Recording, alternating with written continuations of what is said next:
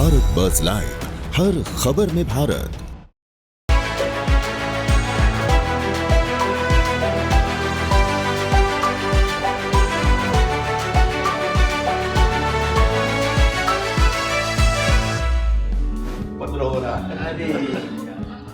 दिल्ली के सियासी गलियारों से आज एक तस्वीर और एक मुलाकात ने हलचल मचा दी है।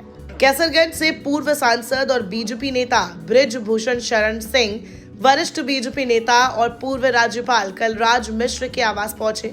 ये कोई औपचारिक मुलाकात भर नहीं थी, बल्कि इसके हर सीन, हर शब्द और हर इशारे के अपने राजनीतिक मायने निकाले जा रहे हैं। उन्होंने खुद अपने सोशल मीडिया प्लेटफॉर्म फेसबुक पर इसका एक वीडियो भी शेयर किया है। सबसे पहली तस्वीर को समझिए। बृजभूषण शरण सिंह कलराज मिश्र के पैर छूते हैं, आशीर्वाद लेते हैं, अंग वस्त्र और बुके भेंट करते हैं। दोनों नेताओं के बीच बातचीत सौहार्दपूर्ण है, हंसी भी है, आत्मीयता भी, और यही वीडियो इस वक्त सोशल मीडिया पर तेजी से वायरल है। अब सवाल ये है कि मुलाकात क्यों हुई, तो इसका सीधा जवाब है यूजीसी कानून।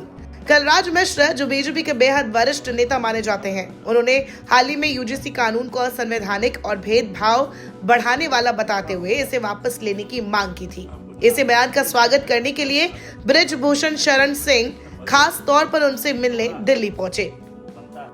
बृजभूषण ने साफ कहा, कलराज मिश्र जी के यूजीसी पर दिए बयान से मुझे खुशी है। अगर ये कानून लागू हो जाता तो देश का ताना बाना बिगड़ जाता। उन्होंने सरकार को भी धन्यवाद दिया कि सबकी राय सुनी गई और कानून को वापस लिया गया। बृजभूषण का यह भी कहना रहा कि सरकार की ओर से कोर्ट में प्रभावी ढंग से पक्ष नहीं रखा गया और सॉलिसिटर जनरल ने भी इसका विरोध नहीं किया। ध्यान देने वाली बात यह है कि यूजीसी कानून लागू होने पर बृजभूषण शरण सिंह खुद अपनी ही सरकार के खिलाफ खड़े हो गए थे। उन्होंने खुलकर कहा था कि ये कानून समाज को बांटने वाला है और इसे वापस लेना चाहिए। खैर, अभी इस कानून पर स्टे लगने के बाद बृजभूषण ने सरकार का भी आभार जताया है। लेकिन इस मुलाकात की सबसे दिलचस्प परत राजनीति की यादों से जुड़ी है। बृजभूषण शरण सिंह ने कलराज मिश्र के सामने अपनी सियासी शुरुआत की कहानी सुनाई। उन्होंने कहा, 1989 में विधान परिषद का पहला टिकट मुझे कलराज मिश्र जी ने ही दिया। मुझे टिकट मांगना भी नहीं पड़ा। इतना ही नहीं, 1991 में बिना किसी आवेदन के मुझे सांसद का टिकट भी मिल गया। इस पर कलराज मिश्र मुस्कुराए, बृजभूषण के सिर पर हाथ रखा और आशीर्वाद दिया। यानी गुरु और शिष्य की ये तस्वीर सिर्फ भावनात्मक नहीं, बल्कि राजनीतिक विरासत की भी कहानी कहती है। अब सवाल ये है कि इस मुलाकात की राजनीतिक मायने क्या निकाले जा रहे हैं। पहला, बृजभूषण शरण सिंह ये साफ संदेश दे रहे हैं कि वो आज भी पार्टी के बड़े नेताओं से जुड़े हुए हैं।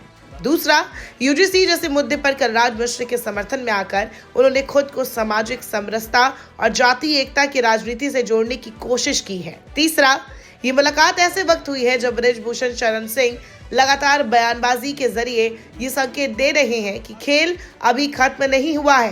कुछ दिन पहले ही गोंडा में कंबल वितरण कार्यक्रम में बृजभूषण ने खुलकर कहा था, मैं चुनाव से ऊपर उठ चुका हूँ, लेकिन एक बार खंबा जरूर गाड़ेंगे।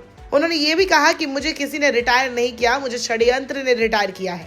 लेकिन बृजभूषण एक बार लोकसभा जरूर जाएगा। यही से बात जाती है उस दौर पर जब गंभीर आरोपों और विवादों के बाद बृजभूषण शरण सिंह को टिकट नहीं मिला और उनकी सांसदी भी चली गई। हालांकि बृजभूषण लगातार खुद को निर्दोष बताते रहे और कहते रहे कि वो जनता से जुड़े नेता है, किसी राज परिवार से नहीं आए हैं। कुल मिलाकर राजनीति में कोई भी मुलाकात ऐसी ही नहीं होती।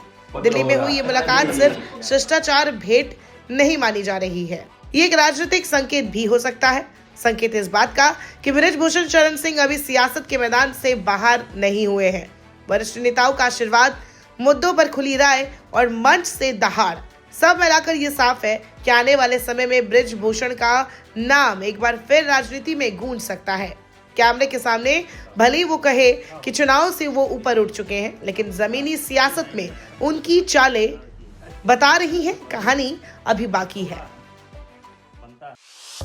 भारत बस लाइव, हर खबर में भारत।